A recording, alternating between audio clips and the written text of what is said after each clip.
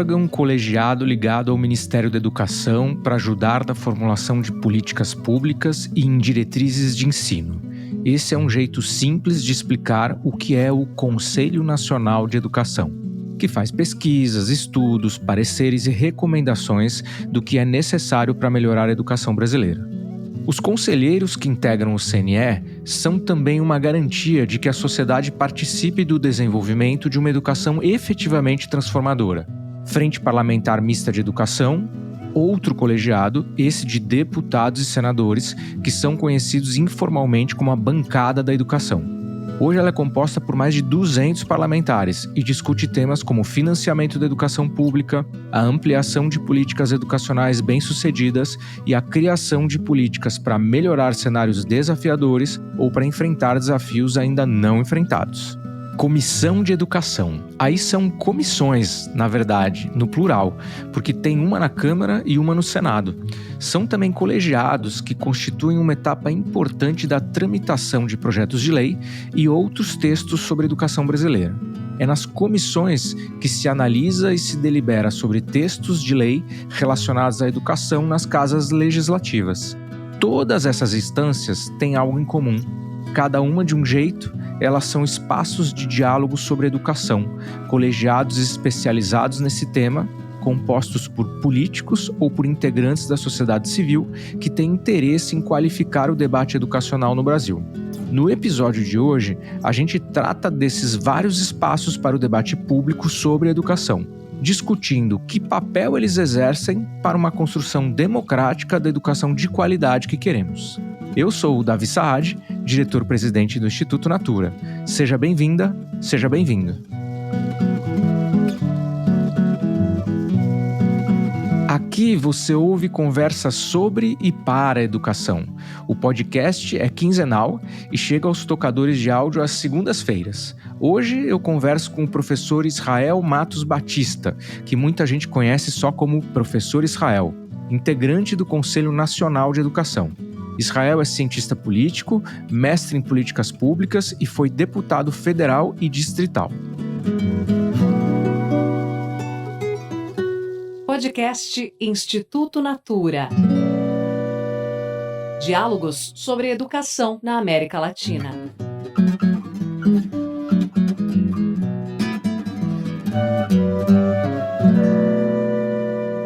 Professor Israel, bom, primeiro eu queria muito agradecer pela sua presença, para a gente bater um papo aqui sobre esse tema tão importante. Ô Davi, eu que agradeço pelo convite. É muito bom falar de educação e de falar como é o funcionamento do processo de tomada de decisões na educação brasileira.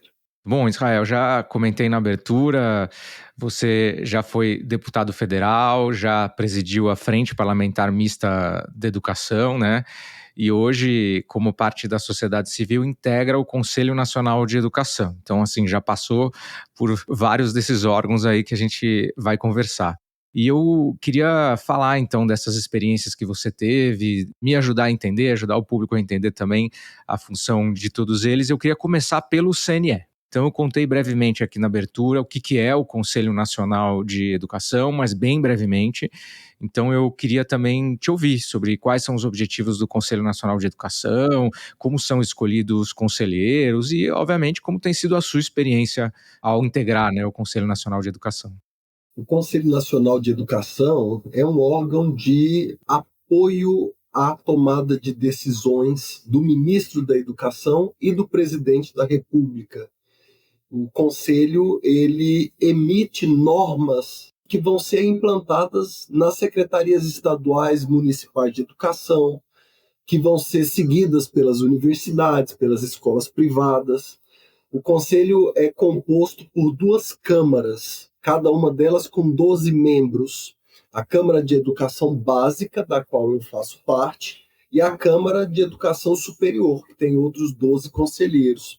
A reunião dos 24 conselheiros é chamada de Conselho Pleno e é o órgão máximo deliberativo de alguns assuntos da educação no Brasil. Então, emissão de credenciamento para uma nova universidade, por exemplo, né? decisão sobre como os estudantes vão poder ou não poder usar o celular nas escolas. Quem define isso é o Conselho Nacional. Decisões sobre como serão os itinerários formativos do novo ensino médio e qual será o conteúdo do novo ensino médio. Então, basicamente, o Conselho Nacional de Educação ele vai detalhar as leis que o Congresso Nacional ou o presidente da República, ou os dois, fazem em relação à educação. Então você deve se lembrar, Davi, da lei que proibiu os celulares. Essa lei gerou uma confusão nas escolas brasileiras, porque ninguém sabia como implementar isso. Quem vai decidir como implementar é o Conselho Nacional de Educação. E, por acaso, nessa lei, eu fui o relator, né? Então, eu é que escrevi as regras e muitos adolescentes hoje estão de cara virada para mim, mas as famílias estão felizes. Engraçado, a gente gravou com a deputada Marina, que levou esse assunto adiante para São Paulo, né? Então, a gente falou bastante dos benefícios. Então, espero que dê tudo certo aí com o avanço dessa lei e que, na verdade, todo mundo fique feliz com o teu trabalho. Mas, professor, me diga uma coisa, e como são escolhidos os conselheiros para fazer parte do Conselho Nacional de Educação? Os conselheiros, eles são escolhidos a partir de uma lista de indicação da sociedade civil. Várias entidades da sociedade civil, definidas por meio de uma portaria, cada uma tem direito a indicar 3 nomes para a Câmara Básica e 3 nomes para a Câmara de Educação Superior. Então, cada instituição apresenta uma lista de 6 nomes que será enviada ao ministro da Educação e, depois de uma avaliação do ministro da Educação, as listas serão enviadas ao presidente da República, que faz a última escolha. Então, é uma nomeação diretamente feita pela presidência da República. Perfeito, mas de alguma forma A sociedade participa. isso é influenciada, né, no bom sentido pela visão da sociedade, né? Exatamente. Entidades como o Todos pela Educação, a Andifes, a UNE, a UBS, o CONIF, que representa os institutos federais, ou seja, são entidades de diversos tipos, de diversas tendências político-ideológicas, com diversos tipos de trabalho diante da sociedade, por exemplo, a SBPC, a Academia Brasileira de Letras, todos esses indicam na lista sextupla. Ótimo, bem plural, né? Agora, uma dúvida que eu tenho aqui, professor, existem também os conselhos estaduais de educação, né? Qual é essa relação entre o Conselho Nacional, os conselhos estaduais, o que fica com um, o que fica com o outro? Nós temos 3 tipos de conselhos de educação. Você tem o Conselho Nacional, que emite regras que devem ser obedecidas em todo o território brasileiro.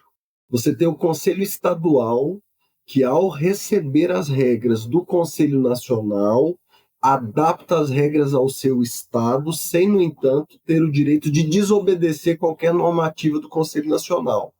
E, por sua vez, você tem o Conselho Municipal de Educação, que tem que receber as regras do Conselho Nacional, do Conselho Estadual e adaptá-las ao município, sem também, de modo algum, enfrentar essas regras. Perfeito, ficou claríssimo. Agora eu queria dar um pouco de concretude para esse trabalho. Você citou alguns temas, falou, por exemplo, dos itinerários do novo ensino médio e tal. Queria que você pegasse um tema que está sendo discutido, acabou de ser discutido no Conselho, e contasse para a gente um pouco como é que funciona esse trabalho, o que é feito exatamente. Você poderia tentar nos dar um exemplo? Bem, os conselheiros nacionais, eles são considerados os maiores especialistas brasileiros em educação. E, por isso, o Conselho Nacional goza de fé pública para emitir 2 tipos básicos de regra, né? Diretrizes operacionais e diretrizes curriculares. Então, as famosas DCNs, né? Diretrizes Curriculares Nacionais, ou DONs, né? Diretrizes Operacionais Nacionais. Então, vamos pegar o exemplo dos celulares. O Congresso Nacional aprovou uma lei que punha limites ao uso do celular, proibia o celular nas escolas. O presidente sancionou essa lei e então começou a confusão, porque ninguém sabia quem ia guardar os celulares. Ninguém sabia se poderia usar na hora do recreio. Ninguém sabia se poderia usar para fazer o dever de casa ou para aprender uma nova matéria. Então, é o Conselho Nacional quem vai dizer todos esses detalhes. A gente recebe a legislação que foi aprovada pelo Poder Executivo e Poder Legislativo e a gente então faz uma diretriz. No caso dos celulares, diretrizes operacionais para o uso dos celulares e dispositivos digitais nas escolas. E aí a gente então desenha essas regras. E a gente desenha essas regras depois de fazer uma escuta à sociedade, porque embora os conselheiros sejam considerados os maiores especialistas em educação, eles não sabem de tudo, né? O Brasil é muito grande, muito diversificado. Então a gente faz audiências públicas, escuta o máximo de pessoas que a gente puder e faz as regras. E as regras dos celulares ficaram muito elogiadas, tanto que saiu agora uma pesquisa, o apoio é muito grande, é mais de 80% de apoio da população às novas regras. Por exemplo, quem guarda o celular pode guardar na mochila, desde que desligado, pode guardar na entrada da escola ou pode guardar na mesa do professor, sob guarda do professor. Isso é uma decisão do Conselho Nacional. Quando é que pode usar? Toda vez que a professora mandar. Ela não pode autorizar, porque o princípio que norteia a regra é o princípio da intencionalidade pedagógica. Então, ela não só deve autorizar, isso não é suficiente. Ela tem que mandar, ela tem que dizer, é para usar o celular com essa finalidade pedagógica que eu vou dizer agora. O Conselho é que trabalhou essas regras. Itinerários formativos de aprofundamento do novo ensino médio. Não sei se você lembra, mas com a primeira reforma do ensino médio, nós tínhamos um problema que algumas escolas estavam fazendo aulas que não tinham nenhuma vinculação com o saber científico, o que a pedagogia trazia. Então, havia aulas, sei lá, de brigadeiro gourmet, né? Nós fizemos uma reforma da reforma, criou-se então a Política Nacional do Ensino Médio, que é recente, e aí quando o Congresso aprovou essa política nacional, o presidente sancionou, o Conselho é que teve que estabelecer as regras, né? Diretrizes curriculares para os itinerários formativos de aprofundamento. Então, eu também fui correlator disso, né? Foram 2 relatores, eu e o conselheiro Gastão. E aí essa relatoria foi completamente voltada para corrigir problemas da primeira reforma. Então hoje eu estou te dando segurança, viu, Davi, de que não vai ter aula de brigadeiro gourmet sem uma forte explicação justificativa, pedagógica e científica. Perfeito, acho que ficou super claro o funcionamento do CNE. Eu quero avançar para a frente parlamentar e para as comissões, mas eu preciso te fazer uma pergunta aí baseado no que você falou agora, que assim, como vocês conseguem, ou como vocês pensam sobre esse equilíbrio entre ser muito diretivo do nacional e aí a escola de todos os municípios tem que seguir aquela orientação ou deixar um pouco mais de autonomia? Vocês têm esse tipo de discussão no CNE? É a principal discussão, porque como o CNE é um órgão nacional que dirige a educação, regulamenta a educação para um país continental extremamente diversificado, desigual, nós temos que ter essa humildade de saber que a gente vai emitir regras e que essas regras não podem ser muito rigorosas ou muito apertadas. A gente tem que dar espaço para a regionalidade. A gente precisa permitir que as escolas, que as secretarias de educação também coloquem ali as suas características na regra. Então, como é que a gente resolve esse problema? Evitando ser muito taxativo em tudo. Então, tem assuntos que realmente temos que ser muito taxativos. Mas na maioria deles a gente precisa abrir para que a diversidade brasileira possa mostrar a sua riqueza. Então, por exemplo, Pegando o celular novamente, né, você tem aí uma escola muito violenta, num lugar muito violento, numa comunidade conflagrada, né, pelo tráfico, pela guerra de facções, né? Eu não posso dizer para essa escola que ela vai ter que guardar o celular dos alunos numa sala na entrada, porque eu torno essa escola vulnerável. Pode ser que grupos armados invadam a escola para levar esses celulares que estão todos concentrados no mesmo lugar. Ao mesmo tempo, numa escola onde eu tenho problemas de indisciplina, de relacionamento aluno-professora, eu tenho que evitar sobrecarregar a professora de responsabilidades. Então, nesse caso, é melhor que o celular fique na entrada da escola ou na entrada da sala de aula, guardado num gavetão, para que eu diminua a zona de atrito entre o aluno e a professora. Como é que eu, como Conselho Nacional, vou emitir uma regra como essa, né? Então, eu dou as opções para as escolas. Eu abro o leque de opções. Essa é sempre a nossa grande preocupação. A gente evita ser muito diretivo e a gente busca ser mais orientativo, para que as escolas saibam até onde elas podem ir e saibam as consequências de cada escolha que ela vai fazer. Então, a gente deixa claras as consequências, né? Ótimo, claríssimo.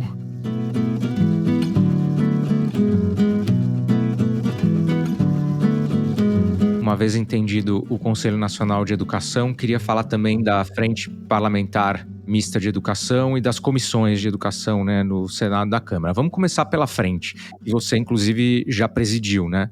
Então conta pra gente um pouco como ela se forma, o que é essa frente, quais os objetivos.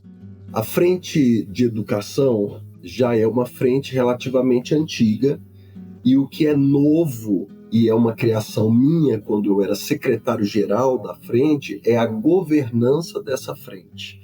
Ela inova na governança, tornando-se referência para as demais frentes, né? Como ela inova nessa governança? Ela cria mecanismos formais de comunicação entre a sociedade civil organizada e os tomadores de decisão no âmbito do poder legislativo, e, ao mesmo tempo, ela busca vincular essa sociedade civil organizada numa capacidade de diálogo com o poder executivo mediada pelo legislativo, né? Então, qual é o princípio? A sociedade civil tem muito a oferecer, mas ela não tem mecanismos para chegar até o poder público trazendo os estudos que ela faz, o conhecimento que ela produz, a capacidade de diálogo capilarizado que ela tem. Você pega aí uma Andifes, por exemplo, reitores das universidades federais. A Andifes consegue conversar com o Brasil inteiro, né? Você pega o próprio Instituto Natura, tem uma capacidade de produção de dados, de pesquisa em certas áreas, que é preciosa para o processo de tomada de decisões do Poder Legislativo e, obviamente, do Poder Executivo também. A gente pode ajudar o MEC a tomar uma melhor decisão de política pública. Então, a criação desse modelo de governança remonta a 2020, né? Eu tinha assumido como secretário-geral em 2019. Em 2021, já com esse novo modelo de governança, a professora Dorinha Seabra se torna presidente da Comissão de Educação. Eu deixo de ser secretário-geral e passo a ser presidente da Frente de Educação. Ela vai para a comissão, eu assumo a frente. Já com essa nova governança, eu fico feliz que a Dorinha é que presidiu na época da transição, que era mais complicado, né? Então, com esse modelo de governança, você tem um conselho consultivo formado por entidades da sociedade civil organizada e uma mesa diretora formada por parlamentares, que são os membros da Frente Parlamentar Mista de Educação, que a gente chama carinhosamente de bancada da educação. Claro que com essa nova governança, Davi, a Frente de Educação se torna a maior frente do Congresso Nacional, ultrapassa a Frente de Agricultura, não sei se hoje ainda está assim, mas ela teve um boom, e ela então consegue deslocar o eixo de tomada de decisões do Ministério da Educação, na época do ministro Abraham Weintraub, para o Congresso Nacional, e isso foi proposital, né? Porque a agenda do ministro Abraham Weintraub era uma agenda que não era consensual, era uma agenda muito voltada para os costumes. Eu costumava dizer na época que era uma agenda de guerra contra moinhos de vento, né? Enfim, a crítica ao Paulo Freire não vai resolver o problema da merenda escolar, né? Então, a bancada teve força a partir de uma nova governança para deslocar o eixo decisório. Então, quando eu falo frente de educação, frente parlamentar mista de educação do Congresso Nacional, ou simplesmente bancada da educação, o que eu estou dizendo é que é um grupo de parlamentares unidos politicamente para levar adiante as pautas consensuais da educação. Então, ela é uma frente muito poderosa, porque é ela que diz ao presidente da Câmara, ao presidente do Senado, o que é prioridade, o que, por exemplo, tem que ter regime de urgência, o que é essencial. Então, hoje, a frente decidiu que o que é essencial é o Plano Nacional de Educação e o Sistema Nacional de Educação. E o presidente Hugo Motta já entendeu isso, o ministro Camilo Santana já entendeu isso, o presidente Davi Alcolumbre já entendeu isso, ou seja, eu diria que a bancada da educação ela tem a função de pautar o processo decisório, dizendo o que entra na pauta, o que não entra. Vamos colocar um tema que está sempre rondando, sei lá, ideologia de gênero. É a bancada que vai dizer, olha, não vamos discutir esse assunto, não é central para a educação, gera desentendimento e gera fricções desnecessárias. É um atrito que a gente não quer enfrentar. Então, o que a gente quer enfrentar? A gente quer enfrentar a necessidade de um sistema nacional de educação ao modelo do SUS, seria o SUS da educação, digamos assim. Então, isso é a bancada que decide. Esse é o funcionamento da bancada. Ela é extremamente política. Ela praticamente não tem nenhuma função técnica de progresso de legislação, nada disso. A função dela é dizer o que vai ser debatido em educação. E aí ela está sempre conversando com o Conselho Nacional de Educação, com a Comissão de Educação, essa sim com funções técnicas, né? Ali tramita a lei, mas assim, eu diria que ela é o núcleo pensador da educação, junto com o Conselho Nacional, já no âmbito mais, no nosso caso, com efeitos mais práticos, né? Mas a bancada da educação tem essa importância estratégica na formulação dos consensos, né? E é incrível, viu, Davi? Porque na criação da governança, a gente queria que ela fosse suprapartidária. Então, é engraçado que você vê deputados brigando na tribuna ou discutindo no Twitter, no Instagram, no TikTok, e na frente eles são coordenadores da mesma área e trabalham junto. Por que isso é possível? Porque a frente evita assuntos que não estão maduros, que não têm consenso, e ela busca sempre aqueles assuntos estruturais da educação e que são consensuais, ou seja, quando um deputado do Novo e um deputado do PSOL disserem juntos, esse assunto tem que ser tratado, é aí que a frente vai. Então é incrível, você acha que você está em outro planeta quando você vai a uma reunião da frente, assim, fala, meu Deus. Tanto que os presidentes da frente sempre são parlamentares de centro-direita ou centro-esquerda, são aqueles que trafegam. Você vê, os últimos foram eu, depois a Tabata Amaral e agora o Rafael Brito, só centro-esquerda e centro-direita.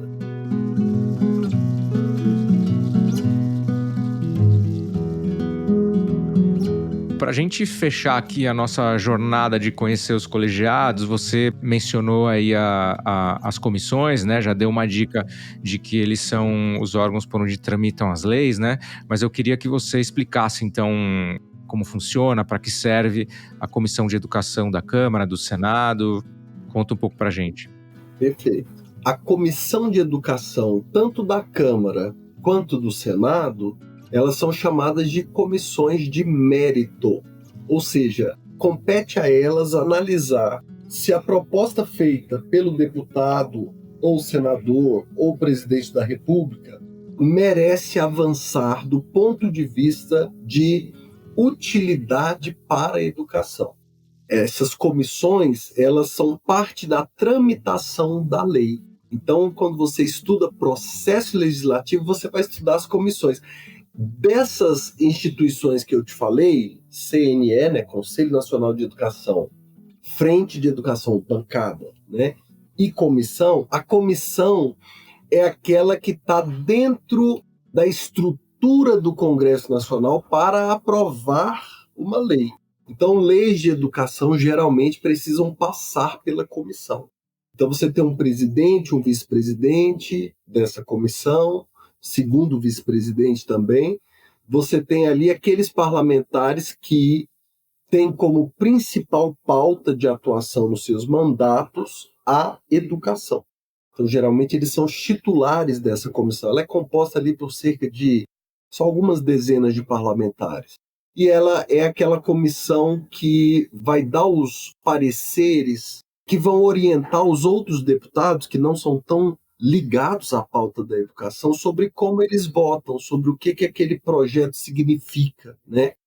Você tem, por exemplo, a Comissão de Constituição e Justiça, que é genérica. Ela vai ver se aquele projeto, independente do mérito desse projeto, ele está de acordo com as leis, com a Constituição, se ele pode avançar deste ponto de vista. Você tem a Comissão de Orçamento e Finanças, que vai olhar se aquele projeto, independente do mérito, não fere uma lei de responsabilidade fiscal, por exemplo, né? E aí você tem a Comissão de Educação. Ela vai olhar o mérito. Esse projeto é bom para a educação brasileira? É isso que a comissão faz. Se o projeto passar na comissão, ele avança para as outras comissões que não são de mérito. E aí ele pode finalmente chegar ao plenário e ser votado. Alguns projetos, depois de passarem pelas comissões, podem ir para a Comissão de Educação e lá na Comissão de Educação eles podem ter uma votação em caráter terminativo. Ou seja, eles já são considerados aprovados a partir da votação na Comissão de Educação, ou seja, ela também eventualmente tem finalidade terminativa. Ou seja, existem projetos que, ao passarem por essa comissão, simplesmente não precisarão ser levados ao plenário. Professor, acho que a gente te chamar de professor tem todo sentido, que você foi super didático aqui. Te agradeço muito, já estamos nos encaminhando para o final, mas eu queria fazer uma pergunta aí mais voltada ao teu trabalho, né? Que em 2021 você ganhou um prêmio do Congresso em Foco pela sua atuação parlamentar em prol da educação, né? E aí eu queria ouvir um pouco como que foi isso, como que foi construir esses espaços aí dentro do legislativo, se teve muitas dificuldades, como é que faz para ter uma atuação tão positiva em relação à educação para ter esse reconhecimento? Eu fico muito feliz por ter tido esse reconhecimento. Eu tive um mandato no Congresso Nacional num momento muito difícil para o mundo inteiro, que foi o momento da pandemia. Eu era uma oposição ao governo do presidente da época, justamente por conta da forma como ele enxergava a educação. E aí eu tive um mandato que foi muito técnico e, ao mesmo tempo, combativo. E eu fui reconhecido justamente por fazer as costuras políticas. Então, eu era o grande costureiro na época, né? Você tinha ali vários parlamentares ocupando posições diversas, mas todas elas ligadas entre si, né? Porque nós tínhamos, a partir de 2019, uma impressão de que o Congresso seria um campo de resistência à invasão de pautas que poderiam destruir o tecido social da educação brasileira, né? Colocar aluno contra professor, colocar pai contra filho, colocar a comunidade escolar em guerra. Tem assuntos, Davi, que não estão maduros para serem tratados ou que não devem ser tratados porque são de foro íntimo, sabe? Especialmente quando se fala de pauta de costumes. Se a pauta de costumes invade o debate da educação, a gente só tem a perder, só guerras, né? Então, a partir desse primeiro entendimento, eu tive a função, como secretário-geral, de fazer a costura política, de trazer partidos da base governista para esse consenso técnico E foi muito importante porque toda vez que o governo pesava a mão, nós acionávamos os parlamentares governistas, ou seja, de direita, de centro-direita, para que eles segurassem o governo dizendo, olha, na educação não. Era como se fosse um pé na porta, sabe assim, aqui não.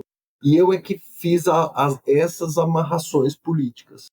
E isso exigia um traquejo de trânsito. Você tem que transitar da esquerda à direita com muita facilidade, você tem que ter credibilidade em todos esses campos.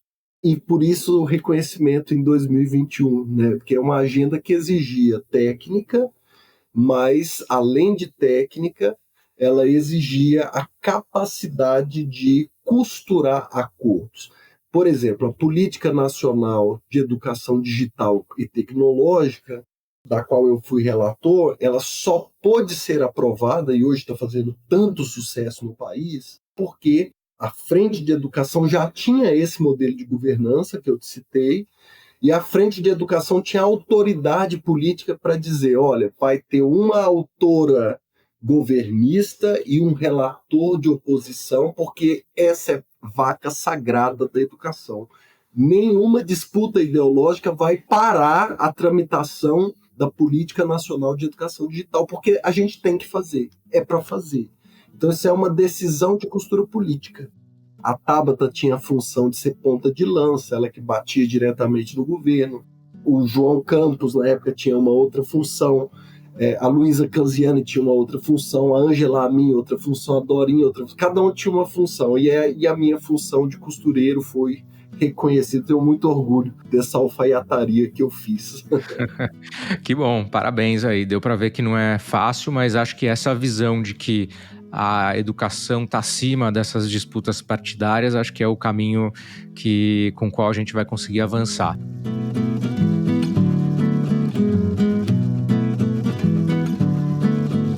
Professor, eu queria terminar aqui com uma pergunta que eu costumo fazer para todos os convidados, que eu queria ouvir a tua opinião sobre qual você acha que pode ser o sonho possível para a educação brasileira aí num horizonte de 10 anos, assim, um pouco de sonho, mas também com uma visão de realidade. O que você imagina que a gente possa esperar para a educação brasileira em uns 10 anos? Eu primeiro entrego aqui uma constatação que eu tenho feito. O Brasil precisa se concentrar no que é mais importante. E neste momento, o mais importante é a formação docente. Não é isso que vai resolver tudo, mas dentro do que se pode fazer, eu acho que nós precisamos nos concentrar neste assunto. Muitas medidas já estão sendo tomadas. Eu faço parte do comitê técnico gestor do Mais Professores, que é um programa importante que vai nesse sentido, e eu tenho por horizonte de que nos próximos 10 anos, se nós nos concentrarmos na formação docente, para que o professor seja capaz de dar o seu melhor, para que a gente consiga atrair os melhores alunos para a carreira docente, para que a gente consiga elevar o prestígio social da carreira docente, para que a gente consiga evitar degradação da formação inicial docente. Se nós conseguirmos fazer isso, eu vejo nos próximos 10 anos o horizonte alentador, né? Vai melhorar bastante a educação. Alguns passos difíceis foram tomados. Por exemplo, a decisão de que não se pode formar professores 100% à distância, porque a prática docente, desde a formação inicial, ela é definidora do sucesso na carreira. O segundo avanço que nós tivemos, também tenho parte nisso, porque sou coautor do Pé de Meia, e depois eu ajudei a formular essa escrita, né, técnica do Mais Professores do Pé de Meia licenciaturas.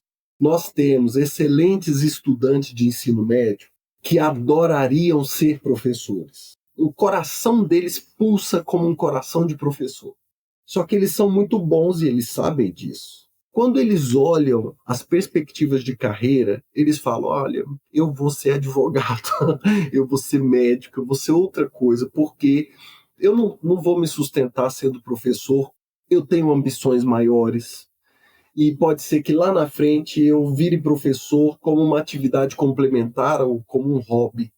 Nós queremos atrair esse cara, a gente quer atrair essa menina, sabe? Para eles virem para a educação. Um primeiro passo foi dado, que é dar uma bolsa para período de licenciatura. Nós estamos tentando fazer isso, definir que a dedicação tem que ser integral. Enquanto a gente atrai esse bom aluno, a gente não quer atrair ele para uma armadilha, né, Davi? Claro. A gente tem que ir melhorando os aspectos da carreira docente. Melhorar salário, melhorar as formas de avanço na carreira, porque é ruim você ter um avanço meramente vinculado a tempo de serviço, né, Davi? Claro. Pô, isso não está certo. Você sabe aquela coisa assim, trocar o pneu do carro com o carro andando, né? Porque no mesmo tempo que eu estou atraindo um bom aluno para esses cursos, com essas iniciativas, eu tenho que ir melhorando a carreira, porque quando ele terminar o curso dele, ele vai olhar para mim e vai ficar furioso se a carreira ainda for muito ruim. Nós temos que fazer esse enfrentamento, porque a professora é o fator intraescolar mais importante na aprendizagem dos estudantes. Fora da escola, o fator mais importante para a aprendizagem é o grau de instrução da mãe do estudante. Só que sobre isso nós não temos controle. Então o poder público tem controle sobre a contratação de docentes. E por isso a gente tem que investir na melhoria dessa contratação. Muito bom, fica aí esse reconhecimento dessa pauta super importante que é a pauta do professor. Aproveito para fazer também um reconhecimento para o pessoal do Profissão Docente, Haroldo, que lidera aí o Profissão Docente, que também está trabalhando firme nessa pauta e acho que é uma pauta fundamental para o país avançar. Professor, queria muito agradecer aí pela conversa, foi super didático, ficou tudo muito claro, então queria muito agradecer pelo seu tempo, fazer um reconhecimento também aqui ao seu trabalho na frente, agora no CNE, agradecer também pelo seu trabalho em prol da educação. Muito obrigado, professor. Davi, eu que agradeço, viu? Agradeço a sua equipe, que foi muito gentil. Obrigado, professor. Obrigado, gente. Até a próxima. Esse episódio está terminando. Segue o podcast no seu tocador favorito e deixe um comentário nas redes sociais do Instituto Natura ou no Spotify. A Carol Avendanho ouviu nosso episódio sobre o papel do jornalismo de educação e escreveu assim no Spotify. Episódio excelente. Já sou associado ao Geduca do Ceará, mas nunca havia pensado em como colaborar. Acho que posso colaborar divulgando os editais nas faculdades daqui. Geduca é a Associação de Jornalistas de Educação e foi um dos temas da conversa a que a Carol se refere. Obrigado, Carol, por ouvir e por comentar. E obrigado a você que nos ouve pela audiência e às consultoras de beleza e a equipe de Natura Crer Pra Ver. O próximo episódio chega em 15 dias. Até lá! Este podcast é uma produção do Estúdio Guarda-Chuva para o Instituto Natura. A edição é do Matheus Marcolino. A sonorização e a mixagem são do Pedro Yanzur. A trilha sonora é da Estela Nesrini e da Todo Canto Produção Cultural. Pelo Instituto Natura, a coordenação de comunicação é da Raquel Mello.